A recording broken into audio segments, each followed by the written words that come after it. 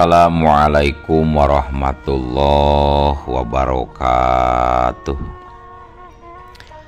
Wadia balad dongeng Ki Agus Jago di mana wae ayan. Alhamdulillah wa syukru ala ni'amillah. Kalawan diwuwuh ku Qobul anu maha agung, dibarengan ku pangijabah anu maha kawasa, diiring ku kadedeh kanyaah Gusti anu maha suci, urang ayeuna dugi kadanget ayeuna masih keneh tiasa ditepang dangukeun deui dina acara anu matuh kamemet urang sadayana. Nyatana dina pagelaran dongeng Sunda jejer carita si Giwang. Ayeuna kantun bagian anuka 45 nanya pamiarsa. Ieu dongeng mangrupikeun buah karyana Kang Rudiansah ti Palihan Leles Garut. Kangge Kang Rudiansah ngahaturkeun rewu nuhun laksaketik kabingahan, rehna parantos ngintunkeun naskah sakaligus ngawidian mamang kangge medar ieu dongeng dina channel dongeng Ki Agus Jago ieu. Atuh sumangga kanu teu acan subscribe kantun subscribe heula. Ngarah langkung pogot sareng langkung sumangat deui ka si mamangna dina enggoning medar ieu dongengna. Nging hilap di like di komennya nu saseueur-seueurna. Lainna naon? Mamang masok bingah kitunya upami maosan komentar-komentar ti para wargi sadayana teh. Kalintang bingahna deui upami mah link video mamang ieu dipangeserkeun atanapi dipangbagikeun. Atuh ngarah teu nyangkolong ting kana wakto sumangga. Ayeuna mah urang lajengkeun deui dongeng si Giwang bagian anu ka 45. Kumaha salajengna? Sor cikopina, par samakna, betot simutna, pagan heula tali kolorna, bisi morosot, merezel, morozol, uzel-uzelan di tengah jalan. Tumpak dung dung das.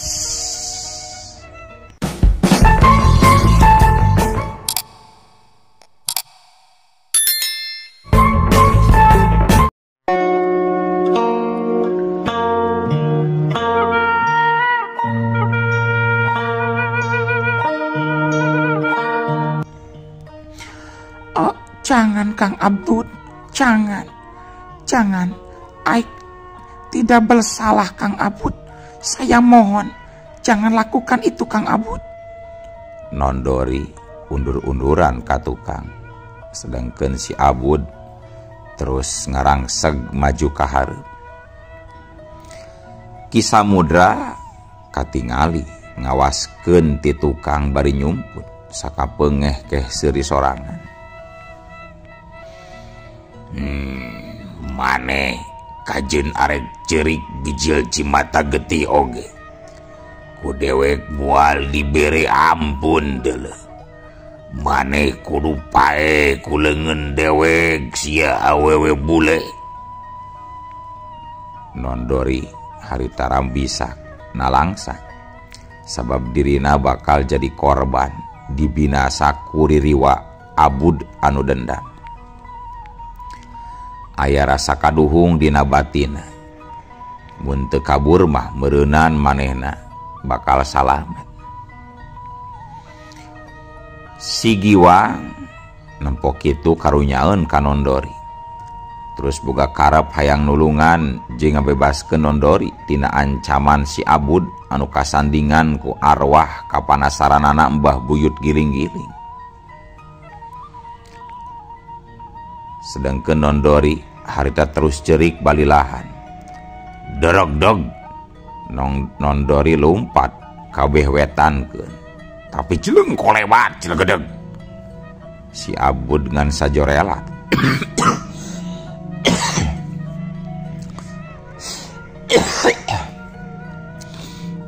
Si Abud ngan sajorelat bisa nyusul lumpatna Neng Dori.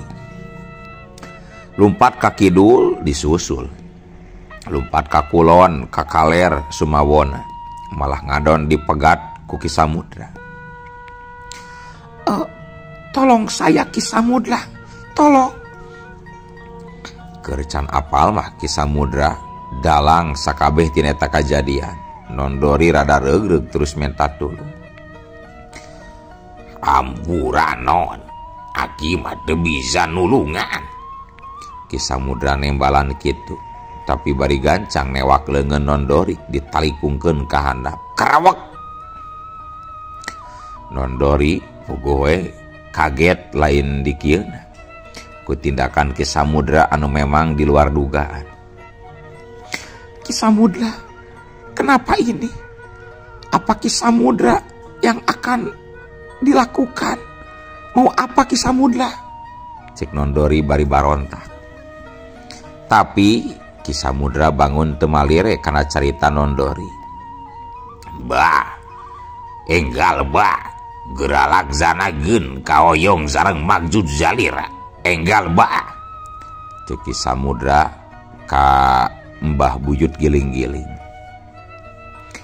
Eta kaayaan tang tue matak nambahan kakagetna Non Dori.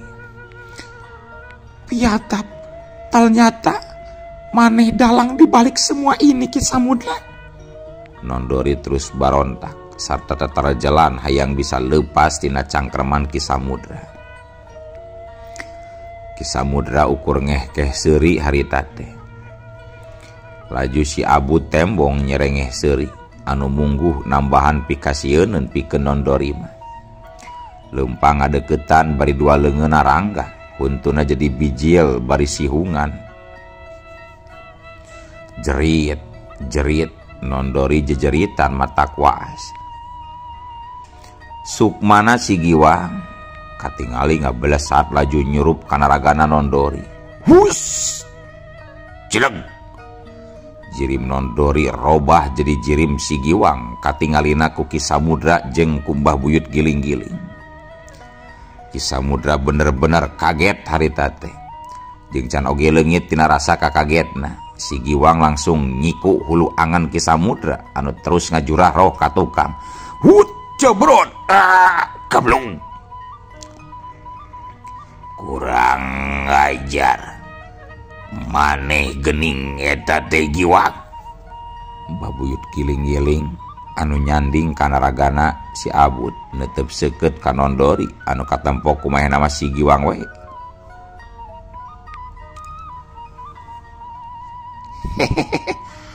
Maneh apal kawing euy Ki? Geus pae mah ulah hayang hirup deui atuh euy. Dasar aki-aki nulis tunjung sia. Mbah Buyut giling-giling anu nyurup kana ragana si Abud langsung nguntab panas hatena kasinggung ku ceritan si Giwang. Si laing tong coba-coba ngaganggu kana urusan dewek deuleu Giwang. Mun teu hayang ngarandapan cilaka deuleu. Si laing oge nahabat ngaco geus pae hayang hirup deui cager teu mah teh Ki. Bejakeun ka si Sulasmi atawa ka si Jabar Kuning sang hareupan dewek mun nya aya kawani mah deuleu. Teu lucu dewek kudu adu hareupan jeung bebenyit model maneh deuleu Giwang. Tinggalkeun gancang eta waruga bikang deh, tinggalkeun. Ulah coba-coba nipu ka dewek deuleu Giwang. Kumaha mun uing embung ingkah Ki? Iwan oja geulis rupa teu meunang jadi korban tindakan maneh anu mahiwal Ki. Make jeung hayang nyedot geutina sagarupa.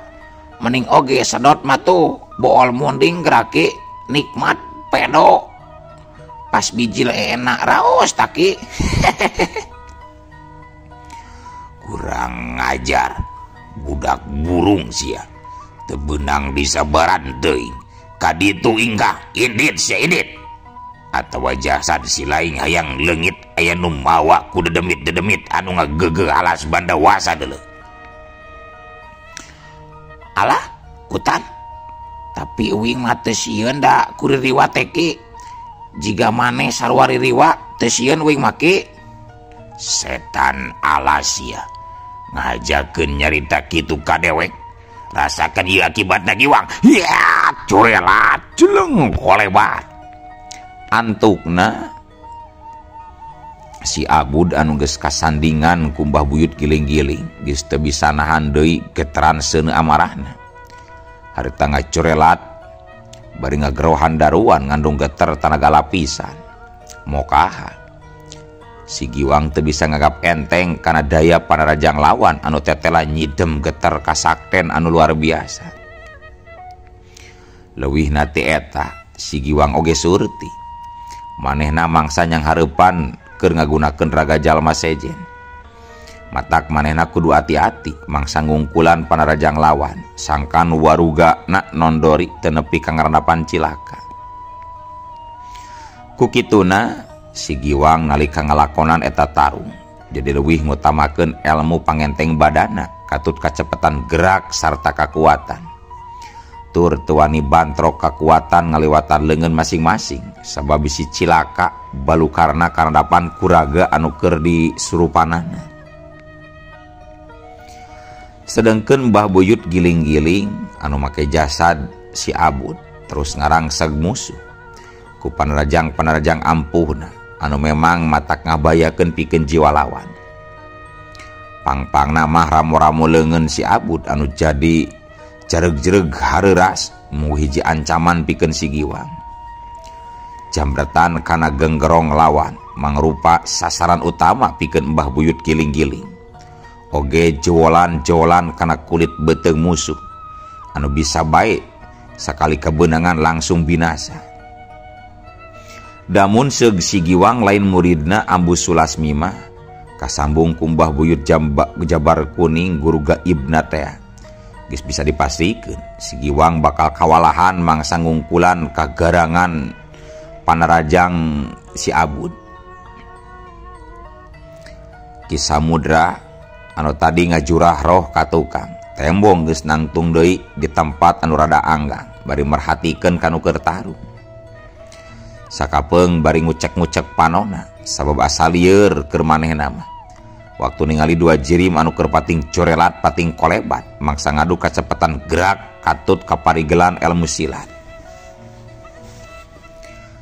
Dina kasempetan anu hade barang jeung ngaleungitna badan si Giwang kaluhur. Barang jeung melentingna badan si Giwang kaluhur. Si Giwang tetela mampu najongkeun sukuna kana tonggong lawan. Huwet. Tapi si Giwang mungguh jadi ngaranjug kaget. Sabab panarajang anu keuna kana sasaran teh betuluy nyorodot leueur. Teu beda ti anu keuna kana batu lukutan. Si Giwang meh hampir jadi leungit kaseimbangan badana. Malah sabalikna mun seug telat si Giwang luncat ka tukang, jasad nondori bakal katempuhan sarta ngalayang jiwana. Beteungna bakal amrol beunang dicambrat ku ramo-ramo leungeun musuh. Corelat jeleng caul kolebat plos-plos. Si Giwang tembong pancu di tempat kosong bari miceun ka ruasna.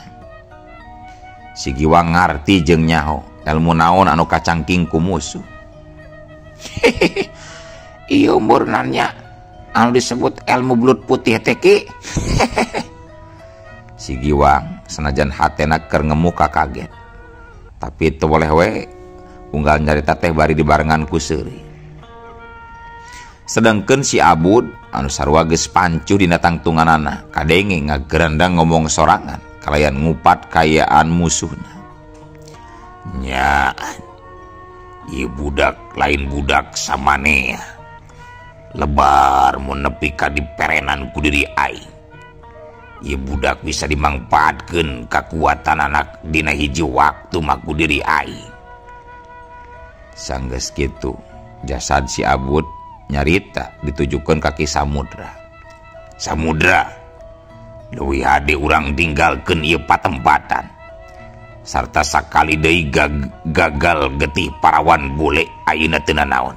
Hayu, anteur dewek ka markas Walanda euy ayeuna mah. Hayu. Mohon mangga pangarsa. nanging kumaha ieu si Giwang. Tenang, dewek boga cara sejen pikeun bisa naklukkeun si Giwang. Gesan dipake alat pikeun cita-cita dewek males kanyari ka tiap jalema anu jadi musuh dewek deuleu samudra. Oh, muhun mangga pangerza. Pami kitu mah sim guring ngiringan we kumaha saena. Ki Samudra teu loba carita, tetep satuju we karena naon anu dilisankeun ku si Abun. Si Giwang oge ngadenge kana omongan eta dua jalma sanajan meusan, tapi hatena tetep tenang. Oh, maneh moal teruskeun deui tarung euy aki-aki peot, cek si Giwang.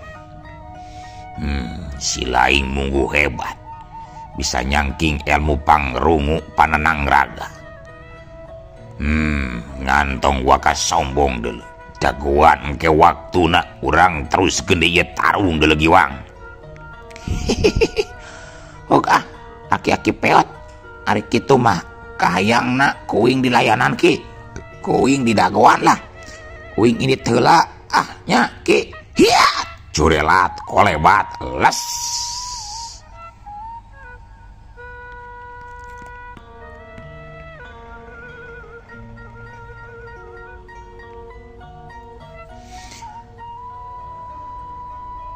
Si Giwang waktu musuh nangtukeun sikap henteu loba pamola, maneh langsung bae satuju laju ngacorelat indit ninggalkeun eta patempatan. Aya alusna musuh nangtukeun sikap saperti kitu.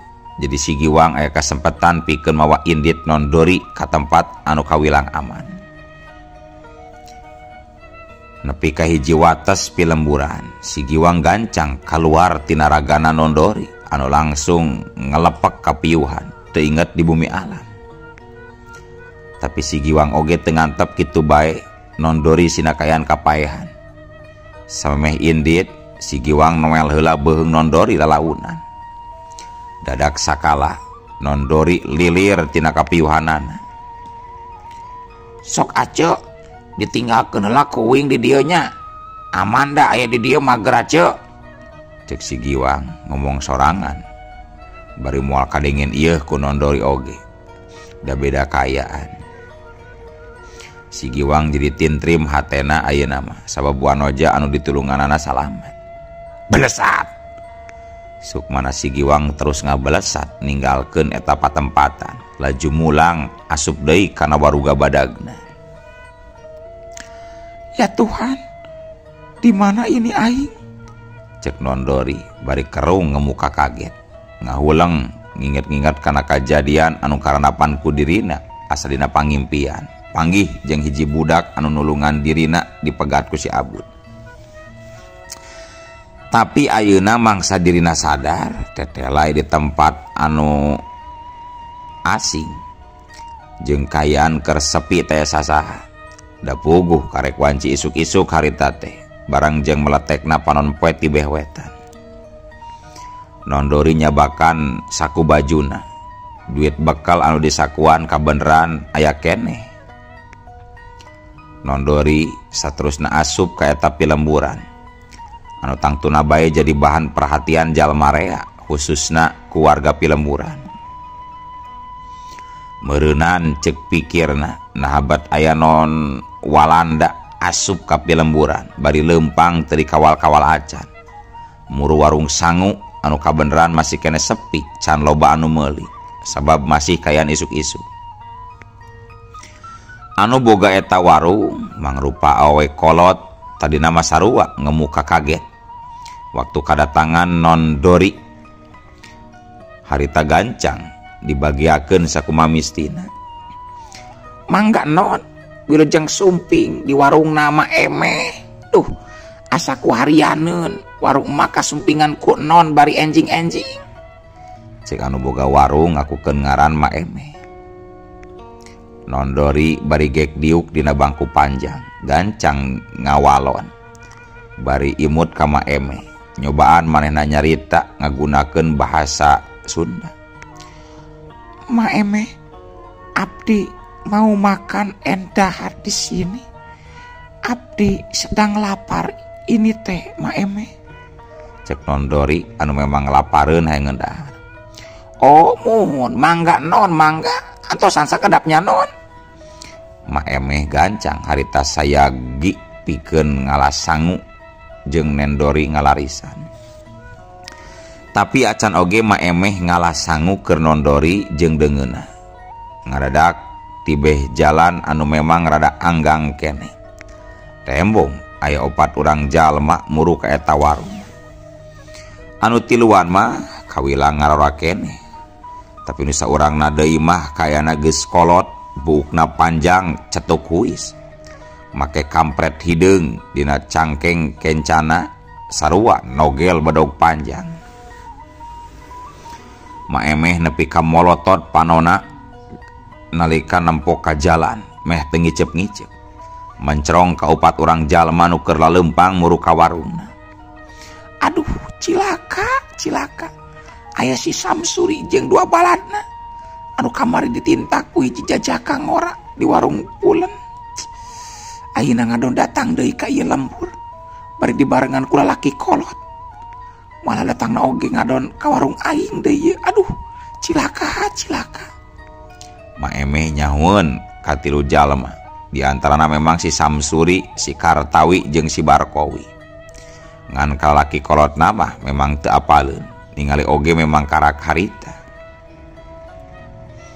Nondori teu ngartieun kunaon Maemeh bat ngadon molotot ka jalan.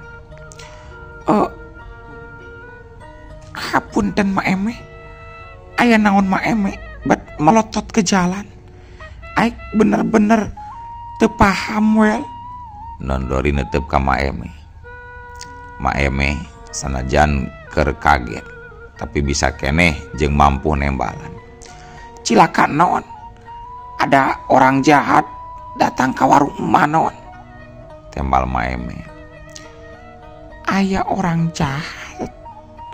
Nondori bari gancang ngareret ka tukang kapala basi Samsuri sapara kanca anu kakarak anjog ka eta warung sarta langsung si Samsuri nyarita dina sikapna anu galak. Hei, Eme, dewek arek nanya ka mane euy. Si Jaka Satria mana ayeuna? Di masa ayeuna ngajedogna. Dewek si Samsuri sabatur-batur katut nu jadi guru katalana Ki Bagaspati. Kiwari datang pikeun nindak si Jaka Samudra. Di mana ayeuna?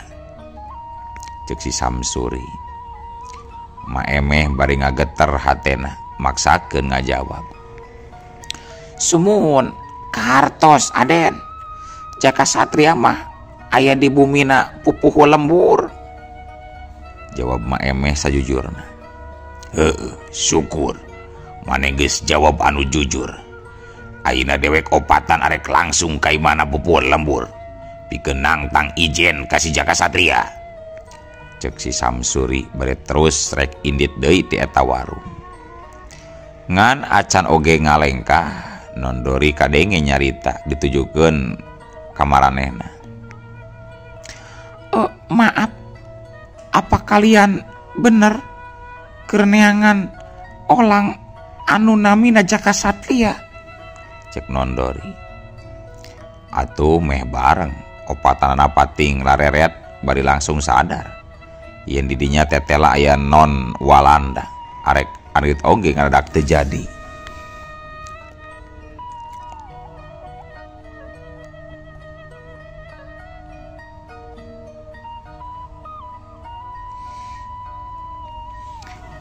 Si Samsuri anu pangwantarna dina cumarita kadenge ngomong.